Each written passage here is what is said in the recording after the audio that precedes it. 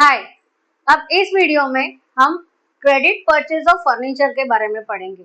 अब आप बोलेंगे कि क्रेडिट परचेज ऑफ गुड्स और क्रेडिट परचेज ऑफ फर्नीचर में क्या अंतर है। तो वहां पे जब हमने गुड्स खरीदा था तब हमने उसको परचेजेस बताया था।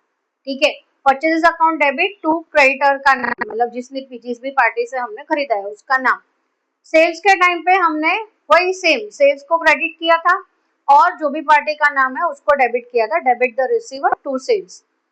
अब यहाँ पे हम गुड्स नहीं खरीद रहे हैं या गुड्स बेच नहीं रहे हैं, यहाँ पे हम फर्नीचर खरीद रहे हैं और फर्नीचर हमारा एसेट होता है, बिजनेस का एसेट होता है।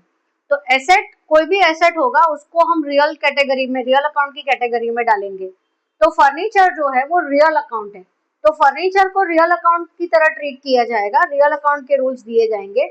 तो फर्नीचर परचेज किया है मतलब फर्नीचर आ रहा है, तो फर्नीचर अकाउंट डेबिट करेंगे और सामने हमने उसको पेमेंट नहीं किया है तो ऑब्वियसली ये क्रेडिट ट्रांजेक्शन है। देखो यहाँ पे मैंने जानबूझकर ऑन क्रेडिट या ऐसा कुछ भी नहीं लिखा है, ये सारे ट्रांजेक्शन है ना मैंने बना के दिए हैं, कोई भी बुक से नहीं उठाए। तो फर्नीचर मतलब आपको ऐसे ही टाइप के ट्रांजेक्शन आएंगे, मतलब आप ऐसा सोचेंगे कि हाँ मैम बुक में से कॉपी करके लिख रहे हैं, तो मैंने बुक में से कॉपी नहीं किया है, मैंने ये ऐसे ही बना के दिया है, जो जो मेरे दिमाग में आ रहा है कि ये चीज आपको बताना जरूरी है वो ट्रांजेक्शन में लेते जा रही हूँ। ठीक है, तो क्योंकि मैंने परचेज गुड्स के बाद में ये क्यों लिया, क्योंकि जब भी हम गुड्स परचेज करते हैं और उसके बाद में अगर हम कोई भी एसेट परचेज करते हैं तो एक कंफ्यूजन रहता है कि गुड्स परचेज किए थे तभी हमने परचेजेस लिखा था, तो फर्नीचर परचेज करते टाइम फर्नीचर क्यों लिखना है, क्योंकि वो फर्नीचर हमारे पर्सनल यूज के लिए, मतलब बिजनेस के यूज के लिए, पर्सनल यूज मतलब प्रोप्राइटर का पर्सनल यूज नहीं, बिजनेस के यूज के लिए है। और फर्नीचर गुड्स नहीं है, वो बेचने के लिए नहीं खरीदा जा रहा है।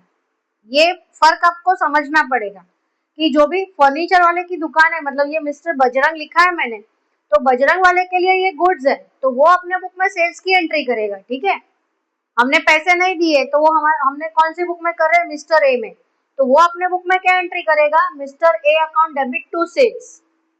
लेकिन हमें उसकी बुक की पंचायती नहीं करनी है। अगेन आई एम सेइंग कि वो अपने बुक में क्या एंट्री करता है वो हमें नहीं देखना है, उसके लिए फर्नीचर गुड्स है इसलिए वो सेल्स में डालेगा और हमें डेटर्स की लिस्ट में डालेगा।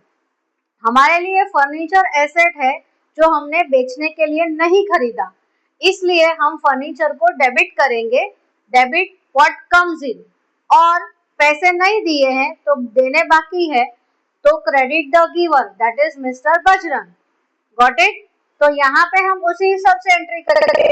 और डेट का मैं इतना ये नहीं, मतलब ऑफ कोर्स डेट का इम्पोर्टेंट है लेकिन सिखाने के पर्पज से इम्पोर्टेंट नहीं है। तो जिस भी दिन ये ट्रांजेक्शन हुआ है उस दिन का डेट डाल दो, जैसे मैं अभी यहाँ पे 18 अगस्त डाल रही हूँ। ठीक है, 18 अगस्त 2026। अब हम लिखेंगे यहाँ पे furniture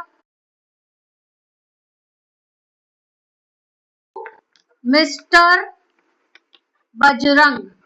okay, mister Bajrang account. यहाँ पे मुझे जगह कम पड़ रही है इसलिए नीचे लिखा